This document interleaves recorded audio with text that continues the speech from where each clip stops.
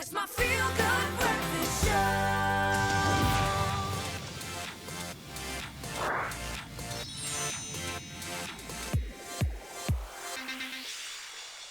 Tech Talk Thursday, and I can tell you the wheel will be taken by one incredible individual. Grant Hines is standing by with that, and there's been a racing craze lately, as you can feel, with Formula One, and more individuals are coming through and supporting it, and they want to race at home. They want to feel the Verstappen. They want to feel the wheel in their hands. And our tech and gaming expert, Grant Hines, as mentioned, is here to show us what to look for when buying a steering wheel for your console or PC. Grant, as you focus on the road and focus on me and focus on the road and me.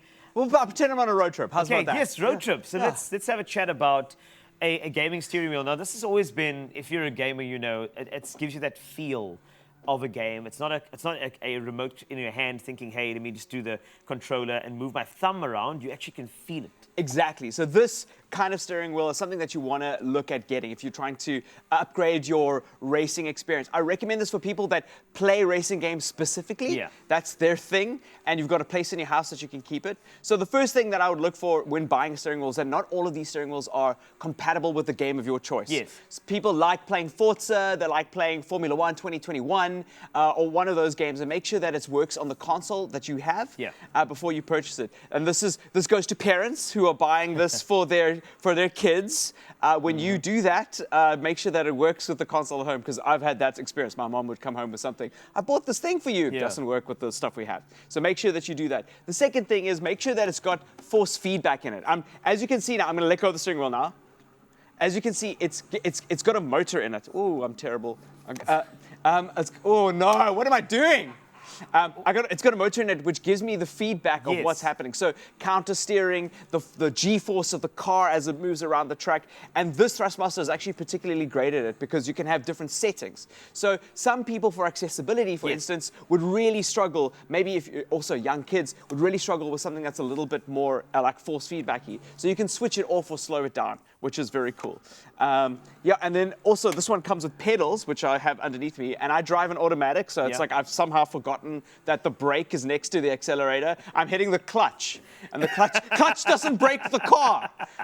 K53. I got my 10 and 2. I actually wanted to ask you about that, because you know, when you get a steering wheel, there are many people who believe that there's a compatibility with you doing this at home on a game, and then going to do it when you go to your driving lesson. So what's the compatibility like in terms of the connection and the technology keeping up with the real-time driving? It is. It really feels like the real thing. I mean, I must say. I mean, it's a little bit smaller than a steering wheel, like a professional, or maybe a racing steering wheel is this small, because but the one that you have in your car is a little bit smaller. But the concepts that we're learning here, I firmly believe that Gran Turismo, like when I started doing, like that trained me for being able to do my drivers. I was doing my A internationals in the game when I was 13, and when I got to do my drivers, I understood cars a little bit better and how they functioned, and like stuff like how do you take a corner, you know, that kind of thing, which is very cool. And then I'm so happy you said Gran Turismo, not GTA.